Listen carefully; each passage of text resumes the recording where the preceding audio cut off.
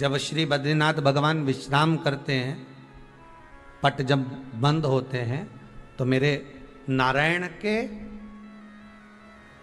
हृदय से बाहर जो लक्ष्मी जी का मंदिर है, वहां से लक्ष्मी जी को लाकर हृदय से लगाया जाता है और भगवान को एक कम्मल पूरा घी में उसको लपेट कर, पूरे घृत में उसको लगाकर, गौ माता के घृत में उसको लगाकर नारायण को भगवान शिव का स्मरण कर कर लपेटा जाता है। भगवान नारायण को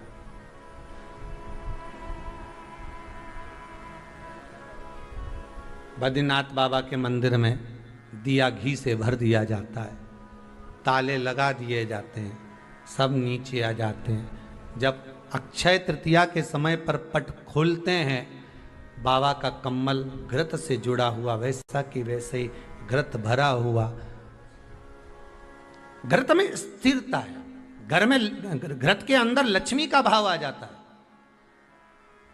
हमारे यहाँ हिंदू धर्म में बहुत सुंदर बात कही जाती थी पहले, आजकल जमाने में कहते कि नहीं कहते मालूम नहीं, पर मारवाड़ के अंदर एक रीति थी। घर के अंदर रसोई घर में एक इतनी बड़ी कुल्हड़ होती थी जिसमें घी भरा होता था, छोटी सी चम्मच होती थी, उसमें पूरे घर का घी खाली हो जाए और उस कुल्हड़ का घी खाली नहीं होना चाहिए।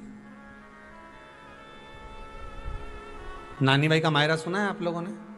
अगर नानी भाई का मायरा सुना होगा तो नानी भाई के मायरे में नरसिंह मेहता जी की जो दादी के प्राण छूटे थे, वो केवल इसी बात पे छूटे थे। अगर नानी भाई का मायरा सुना होगा तो आपको मालूम होगा, नानी भाई के मायरे में जब नरसिंह मेहता भोजन करने के लिए बैठे तो नरसिंह मेहता की भाभी दुरत गौरी ने कह दिया दादी के सामने, जब दादी बोली क्यों इसकी रोटी में घी नहीं लगा, तो कहा कुल्हड़ का घी समाप्त हो गया है, रसोई घर में जो बाटकी रखी थी उसका घी समाप्त हो गया। जय कुंवर भाई को चिंता लग गई, आंखों से अश्रु बहने लगे और जय कुंवर भाई नरसिंह मेहता की दादी प्राणों को छोड़ दी कि मेरे रसोई घर का घी समाप्त हो गया, मतलब ये घर अब बर्बाद होने में देरी नहीं लगेगी। नानी भाई का मायरा कहता है दादी के प्राण छूट गए थे, नैनों से नीर बह रहा था, केवल जरा सा संवाद। शास्त्र कहता है घर के रसोई घर में जिस बाटकी से आप रोटी पर घी लगाते, उसकी बाटकी में भले आधा चम्मच घी पड़ा पर पड़े रहना चाहिए। क्यों? वो लक्ष्मी को घटने नहीं देता। जिस दिन बाटकी मंज जाए, साफ हो जाए, उस दिन उसी दिन उसको धोकर पोंछ कर वापस भर देना चाहिए। अगर बाटकी गंदी हो गई तो आप धो पोछो, मना नहीं है, पर उसको धोने पोछने से पहले एक कटोरी में घी भर दो, चम्मच रख दो। पर रसोई घर में बाटकी में घी होना चाहिए और उसमें आप डालते रहो और लगाते रहो, रोटी में चलेगा, पर बाटकी का घी समाप्त नहीं होना चाहिए, कुल्हड़ का घी समाप्त नहीं होना चाहिए। वो बरकत है, वो भंडार है, वो संपदा है हमारी। घृत वैभव देता है, घृत वैभव प्रदान करता है,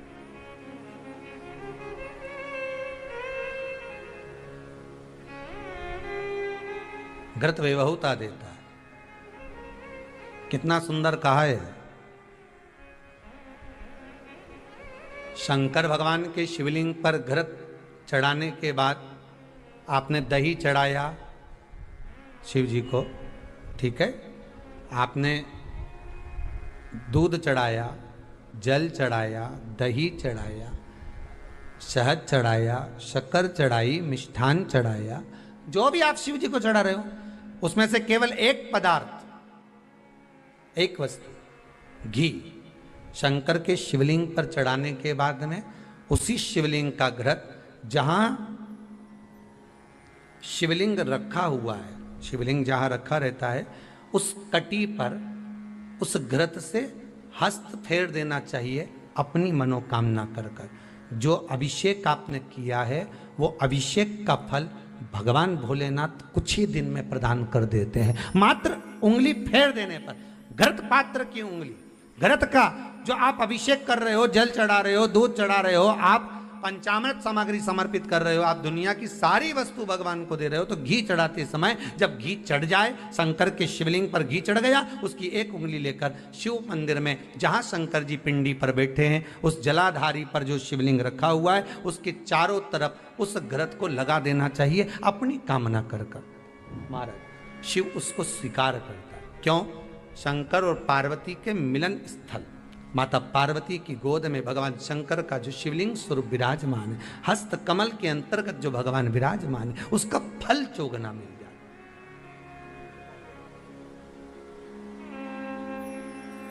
शक्तिपीठ नाम सुना है? अरे बोलो तो, जितने लोग कथा सुन रहे, शक्तिपीठ नाम सुना है? शक्तिपीठ का मतलब क्या होता है? जहां पर माता सती के अंग के टुकड़े होकर गिर पड़े, वो शक्तिपीठ के रूप में निर्मित हो गए। तो जितनी भी शक्तिपीठ होती है, उन शक्तिपीठ में आप लड्डू चढ़ाएं, पेड़ा चढ़ाएं, वस्त्र चढ़ाएं, आभूषण चढ़ाएं, सोना चढ़ाएं, चांदी चढ़ाएं, मुद्रा चढ़ाएं, आपकी मर्जी पड़े करोड़ों रुपए चढ़ाएं, मना नहीं है। पर शक्तिपीठ का दर्शन करने जब जाएं तो कम से कम थोड़ा साथ में गाय का घृत, असली घी साथ में लेकर अवश्य जाएं। क्यों? शक्तिपीठ पर भी घी समर्पित करने से मनोकामना पूर्ण हो जाती है। आप आएंगे शक्तिपीठ का दर्शन करके और मनोकामना पूर्ण होना है, मात्र शक्तिपीठ। आप चढ़ाएं वस्तु, ढेर चढ़ाएं, आप सोना चांदी अंबारियों में धन दौलत सब चढ़ाएं, पर साथ में आप चुनरी चढ़ा रहे हैं, साड़ी चढ़ा रहे हैं, घृत भी दीजिए, घृत भी प्रदान।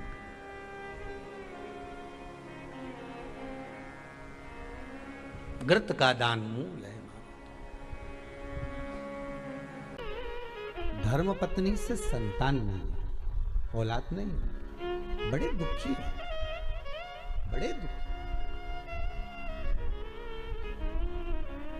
अच्छा, संतान नहीं हो, किसी नारी की गोद अगर, स्त्री की गोद अगर खाली रह जाए तो भी दुख होता है उसको कि मेरे घर में औलाद नहीं, संतान नहीं। हम कई बार कहे, आज फिर कहते हैं, ये टेस्ट भी बाद में कराना, सारी जांचें बाद में कराना। एक बार शंकर का भजन कर कर देखना। सब जगह से अगर हार जाओ और सारे रिपोर्ट आपकी आपने सब दूर दिखा ली, तो एक बार शंकर पर भरोसा कर कर तुमरुका जी का नाम लेकर सफेद आंकड़े की जड़ को शिव जी पे से रजस्वला धर्म के 7वें दिन 21 बार घुमा लो। नाम गोत्र बोलकर कमर में लाल धागे में बांध लो। पीपल के पत्ते शिव जी को चढ़ाओ, उठाकर लाओ। उस एक पत्ते को रात्रि को गाय के दूध में उकालो और उस दूध को दोनों पति पत्नी पियो। साथ रहिए, समय आएगा, बाबा चाहेगा तो 3 या 4 महीने में गर्भ ठहर ही जाएगा। सारे डॉक्टर को दिखा लिया अपनी जगह, टेस्ट भी करवा लिया अपनी जगह, पर एक बार प्रयोग, और वो विश्वास रखकर करना पड़ेगा। शंकर पर जो भी कार्य कर रहे हो आप, जो उपाय कर रहे हो आप, शिव का स्मरण कर, भगवान पर अगर विश्वास रखोगे, भरोसो दृढ़ इन चरणन करो, श्री वल्लभ नक चंद्र छटा बिन सब जगह माही अंधेरो। अगर भरोसा है तो शंकर है, और भरोसा नहीं तो शिव कहां से। विश्वास लेकर अगर आए हो तो काम तो होगा। ये लोग काशी से आए हुए हैं, विश्वास लेकर ही तो आए होंगे कि हम जाएंगे शंकर की कथा में तो बाबा कृपा जरूर करेगा। कई लोग यहाँ पर बैठे हुए हैं जो विश्वास लेकर आए हुए हैं, दूर दूर से आए हुए हैं, केवल विश्वास लेकर कि भगवान कृपा करेगा किसी न किसी रूप में, मुझे विश्वास है कि बाबा मेरी सुनेगा। और फिर कहता हूं, कथा में अगर आपने मन लगा लिया, भले टीवी चैनल के माध्यम से श्रवण कर रहे हो, भले मोबाइल के माध्यम से श्रवण कर रहे हो, भले पंडाल में सुन रहे हो, बाबा से अगर दिल से आपने अगर कह दिया तो 3 महीना बहुत होता है सब कामना पूरी होने के लिए। मेरा बाबा आपको कुछ ना कुछ दे ही देता है, बस आपकी रुचि के अनुसार सुख प्रदान कर ही देता है। आप उस पर विश्वास, भरोसा, भटकना नहीं है हमको, मार्ग से विचलित नहीं होना। कहती है घंटी का नाद, उसको भगवान के लिए बजाते हो कि भगवान तुम भोजन करो, भगवान तुम जा, नहीं। शिव महापुराण की कथा कहती है घंटी का नाद इसलिए करा जाता है कि अपनी बुद्धि को, अपने चित्त को केंद्रित करो भगवान के चरणों की ओर। और जितने घर में सदस्य हैं, घंटी की आवाज को सुनकर अपने विवेक को ये केंद्रित कर लें कि मेरे घर में मेरा लड्डू गोपाल, मेरे घर में मेरा ठाकुर, मेरे घर में मेरा राम, मेरे घर में मेरा दत्त, मेरे घर में मेरा हरि विठल, मेरे घर में मेरा विश्वनाथ, मेरे घर में मेरा सोमनाथ बैठा हुआ। अपनी बुद्धि को केंद्रित करना, अपने विवेक को केंद्रित करना, अपने चित्त को केंद्रित करना कि यहां मेरा भगवान बैठा है और मुझे मेरी बुद्धि को केंद्रित करना। और मेरी जीजियों से, सूरत के मेरे जीजाओं से निवेदन है, बेटी और बेटाओं से निवेदन है, अगर शंकर जी के मंदिर में जाकर एक लोटा जल अगर आप चढ़ा रहे हो तो भगवान को धन्यवाद देना कि मेरे पिछले जन्म के अच्छे कर्म मुझे बाबा कोई पूर्व का कोई अच्छा कर्म होगा, कोई पूर्व का अच्छा कर्म होगा जो मुझे बाबा तेरा साथ। मेरी जीजियों से, मेरे जीजाओं से, बेटियों से, बेटाओं से मंजिल तक पहुंचने के लिए पांव की जरूरत होती है और शंकर तक पहुंचने के लिए भाव की जरूरत होती है। मंजिल तक पहुंचना है तो पांव की जरूरत होगी और शंकर तक पहुंचना है, शिव तक पहुंचना है, शंकर से कुछ प्राप्त करना है, झोली पसार कर अपनी झोलियों में खुशियां प्राप्त करना है तो भाव की जरूरत होती है, केवल भाव। आप कितने धनपति हैं, कितने करोड़पति हैं, कितने सत्तापति हैं, कितने वैभवपति हैं, कितना आपके पास में वैभव है, कितना धन है, कितनी संपदा है, वो कोई मायना नहीं रखता। आपका भाव कितना है, शंकर जी के प्रति आपका दिल कितना है, भगवान शंकर के प्रति आपका भाव कितना है, वो देखा जाए। और कभी मौका लगे ना तो एक बार सीहोर कुबेरेश्वर धाम रुद्राक्ष महोत्सव में आकर देखिएगा। हीरे की चूड़ियां पहनने वाली मेरी जीजियां जिनके घर में 10-10 नौकर काम करते हैं, वो भी कुबेरेश्वर धाम में बर्तन मांजने की सेवा करती हैं, आकर सेवा में लगी रहती हैं, भोजन बनाने की सेवा करती हैं। जिनके घर में 10 नौकर लगे हैं वो कुबेरेश्वर धाम में आकर बाबा की सेवा में लगती हैं। उनसे पूछो कि तुम क्यों सेवा करती हो, उनसे पूछो कि तुम यहाँ आकर क्यों करती हो सेवा, तो वो कहती हैं हम साल में एक बार बाबा के धाम आते हैं और कुबेरेश्वर बाबा के यहाँ आकर सेवा कर कर जाते हैं। साल भर कुबेर भंडारी इतना देता है कि हमारी सेवा के लिए 10 नौकर लाकर खड़ा कर देता है। ये उसकी कृपा, ये उसकी उदारता, ये उसकी दया। शंकर भगवान ने पूछा कौन सा रूप, तो कि जो मैं बचपन में भजती थी, जो मैं बचपन में भजती थी, जिसको मैंने बचपन में दर्शन किए हैं, छोटा सा शिवलिंग, छोटा सा शिवलिंग, ठीक है, छोटा सा शिवलिंग का रूप शंकर भगवान रखने को तैयार है, ठीक है। शिवजी ने पूछा कि मुझे उठाएगा कौन। पार्वती जी मुस्कुरा कर कहती हैं सुनो भोलेनाथ, आप अगर अपने असली स्वरूप में बैठते हो ना तो दुनिया का कोई तुम्हें तिल भर नहीं हिला सकता, पर जब तुम छोटे से शिवलिंग के स्वरूप में हो जाते हो तो कोई बच्चा भी तुम्हें गोदी में ले लेता है, क्योंकि वो आपको भोला मानता है, वो आपको भोला मानता है, वो आपको भोला समझता है, सरल सहज।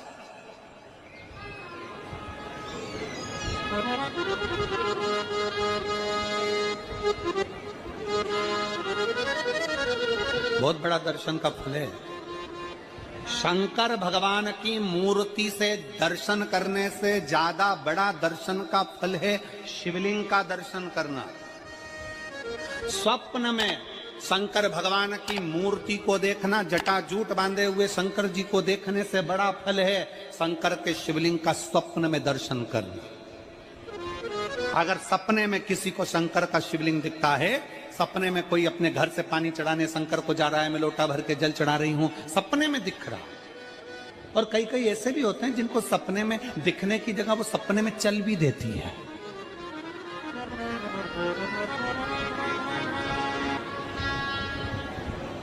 महाराष्ट्र में कथा थी तो वहां एक पत्र आया था, एक भाई ने लिखा था मेरी पत्नी से मैं बहुत परेशान हो गया हूं। उसका नाम हमें स्मरण में नहीं है, सिरपुर की कथा में वो पत्र था। तो उसने लिखा मैं अपनी पत्नी से परेशान हो गया हूं। तो उससे हमने एकांत में बुलाकर पूछा भाई ऐसा क्या हो गया, बता तू क्या हुआ। उसका फोन नंबर था, उसको फोन लगवाया, पूछा क्यों परेशान हो गया। उसने कहा मेरी पत्नी रात को चिल्लाती है, बोल बम का नारा है बाबा एक सहारा। कभी कभी सपने में बैठकर चिल्लाती रहती है, ऐसे बैठ जाएगी और चिल्लाएगी श्री शिवाय नमस्तुभ्यं, श्री शिवाय नमस्तुभ्यं। और तो और यहाँ तक तो चल जाता है गुरुजी, पर इससे आगे नहीं चल पाता है। हमने पूछा इससे आगे क्या? नींद में रसोई घर में जाना चाहिए, बाजू में बोतल रख के सोती है ना पानी पीने की, वो ही बाटल उठ के मेरे को शंकर जी समझ के उंडेल देती है। दिक्कत ही नजदीक तक, यहां तक भी चल जाएगा कि श्री शिवाय नमस्तुभ्यं जपे, और ये भी चल जाएगा कि बोल बम का नारा है और बाबा है, पर ये नहीं चलेगा कि वो पानी की बोतल ठंड में मेरे ऊपर डाल दे उंडेल की। ये हमने कहा तू कल अपनी धर्म पत्नी को लेकर आना। उसकी पत्नी आई, आंखों से उसके नीर बह रहा था, जल, आंखों से जल बह रहा था। जैसे आज गाड़ी चलाकर लेकर आने वाले जो भाई थे, अब कमल जी आपने किसको भेजा था हमें नहीं मालूम, श्री शिवाय, जो गाड़ी चलाकर आज लेकर आए थे हमको लेकर, उनकी आंखों में जल भरा हुआ था। वो कह रहे थे जब पहले गुड़ियारी में कथा थी, सबसे आखिरी में बैठकर कथा सुनी थी, एक विनती करी थी बाबा से कि बाबा बस ऐसा कर देना। दूसरी कथा मैंने रायपुर के पास में जब हुई अमलेश्वर में, तब कथा के मध्य में बीच पंडाल में बीच में बैठकर सुनी थी। फिर वहां भी बाबा से एक विनती करी थी, और आज मेरे बाबा ने ऐसी कृपा कर दी कि आपके नजदीक में बैठकर गाड़ी चलाकर यहाँ तक पहुंचा।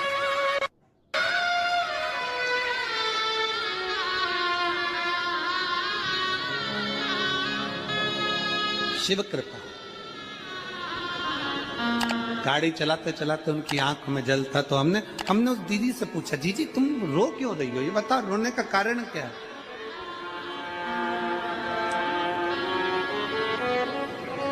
कहने लगी गुरुजी आपका इतनी नजदीक से दर्शन हो गया। हमने कहा जीजी एक बात सुन, आज बड़ी प्रसन्नता से कहते हैं कि किसी गुरु का दर्शन जब होता है तो आंखों से नीर बहता है।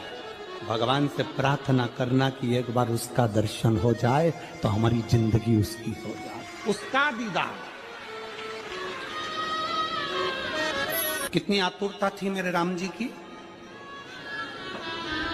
राम जी ने शिवलिंग की स्थापना जब रामेश्वर में करी, उसके पहले राम जी ने हनुमान जी से कहा जाकर कैलाश पे से शिवलिंग लेकर आओ। रामचरितमानस का स्मरण करिएगा, जाओ कैलाश पर से शिवलिंग लेकर आओ, मुझे यहाँ पर पूजन करना है। राम जी ने हनुमान को शिवलिंग लेने भेज दिया। रामेश्वर धाम में राम जी इंतजार कर रहे थे, तभी हनुमान जी तो गए थे शिवलिंग लेने के लिए, और माँ जानकी ने शिवलिंग का निर्माण कर दिया। राम जी ने शिवलिंग का निर्माण कर दिया, जानकी जी ने शिवलिंग का निर्माण कर दिया। मतलब शिव जी को प्राप्त करने के लिए क्षण की भी देरी नहीं करना चाहिए। तुरंत हनुमान जी शिवलिंग लेकर आए, हनुमान जी की आंख में जल। हनुमान जी बोले प्रभु, हनुमान जी बोले नाथ मेरे को शिवलिंग लेने भेजा था और मैं शिवलिंग लेकर आया, उससे पहले आपने रामेश्वर धाम की स्थापना कर दी। अब मेरे शिवलिंग का क्या होगा जो मैं लेकर आया? राम जी मुस्कुराकर बोले, रे हनुमान, शंकर के शिवलिंग की पूजन में तो देरी करना ही नहीं चाहिए। जैसा बन जाए वैसा बना लो, जैसी पूजन हो जाए वैसी कर लो, जैसी आराधना हो जाए वैसी कर लो। तो मेरे शिवलिंग का क्या होगा? राम जी ने कहा चिंता मत करो हनुमान, इस शिवलिंग को मैं ले जाकर स्थापित करता हूँ। एक शिवलिंग हनुमान जी महाराज का स्थापित करा, एक शिवलिंग सीता जी के हाथ का राम जी ने स्थापित करा। जो सीता जी के हाथ का स्थापित करा वो रामेश्वर शिवलिंग हुआ, और जो हनुमान जी के हाथ का स्थापित किया वो हनुमतेश्वर शिवलिंग हुआ, जो आज भी रामेश्वर में विराजमान। भगवान राम जी ने कहा, सुनो हनुमान, जो रामेश्वर का दर्शन करने के लिए आएगा, रामेश्वर बाबा पर जल चढ़ाएगा, गंगोत्री से जल लेकर यहाँ पहुंचेगा, और गंगा जल जब वो रामेश्वर भगवान को चढ़ाएगा, रामेश्वर भगवान को चढ़ाया हुआ बड़े भाव से थोड़ा सा जल जब तक वो हनुमतेश्वर को नहीं चढ़ाएगा, तब तक उसके 12 ज्योतिर्लिंग की यात्रा पूर्ण नहीं होगी। हनुमतेश्वर ज्योतिर्लिंग पर भी शिवलिंग का रूप धारण करे शंकर जी विराजमान। भगवान के स्वरूप से बड़ा शिवलिंग, और जितना पूजन का मौका मिल जाए, कोई कह दे ना, हमसे कोई कह दे किसी के यहाँ जाओ और कोई कह दे कि गुरुजी हमारे घर के मंदिर का दर्शन करिए, सबसे बड़ी खुशी हमारे जीवन की। ऐसा लगता है अंदर फुलझड़ियां फूट गई, उसमें भगवान शंकर का दर्शन होगा, उसमें लाडले ठाकुर का दर्शन होगा, उसमें उनकी कुल देवी का दर्शन होगा, उसमें देवता का दर्शन होगा। परिवार से मिलेंगे बाद में, पहले मिलो अंदर विराजमान शिव से। कई बच्चे गले में रुद्राक्ष पहने रहते हैं ना, कई बच्चे, कई बेटियां, कई माताएं अपने गले में रुद्राक्ष पहनी रहती हैं, कई मेरे भाई अपने गले में रुद्राक्ष पहने रहते हैं। और बच्चे के गले में जब रुद्राक्ष का दर्शन होता है तो ऐसा लगता है कि शंकर इसके साथ कदम से कदम मिलाकर चल रहा है। पहले हम उस रुद्राक्ष को नमन करते हैं। जिसके गले में रुद्राक्ष होता है पहले हम उसको नमन करते हैं, क्योंकि उसके गले में शंकर स्वयं विराजमान है, शिव उसके साथ चल रहा है। में शंकर स्वयं विराजमान है, शिव उसके साथ चल रहा।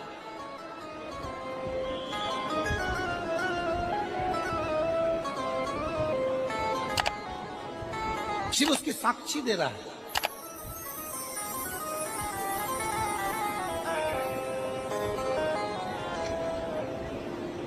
शंकर कृपा करने वाला दयालु दातार, उसकी उदारता, उसकी करुणा।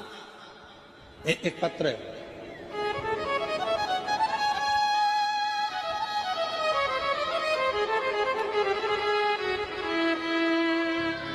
मेरा नाम जानकी देवी, पति श्री बुद्धराम, शिव के अधीन होकर, शिव के अधीन, शिव की शरणागति ग्रहण करता,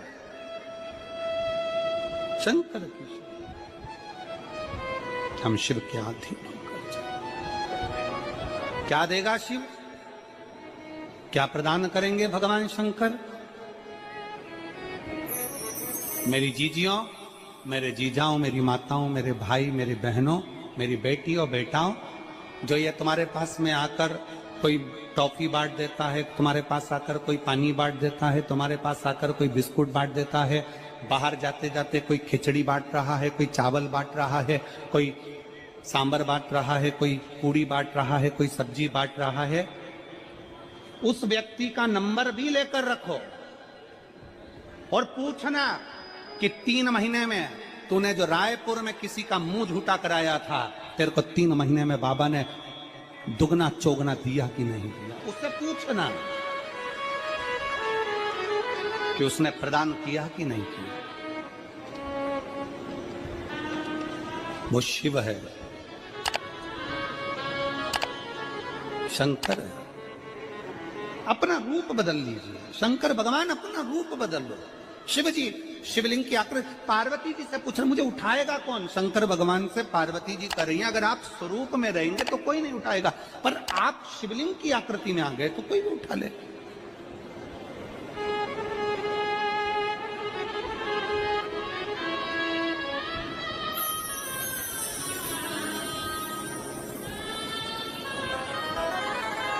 अपने बाप के घर, अपने पिता के घर, अपने पिता के घर, अपने बाबुल के घर, अपने पिता के घर, अपने बाप के घर जब भी जाते हैं, एक दिल लेकर, एक भाव लेकर जाते हैं।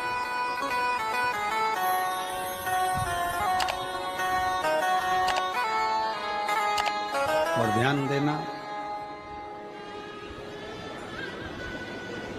जेब खाली है,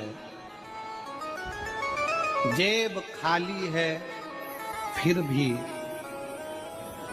मना करते नहीं। जेब खाली है, फिर भी मना करते नहीं। मेरे पिता से अमीर इंसान आज तक कहीं देखा नहीं। कहाँ देखा?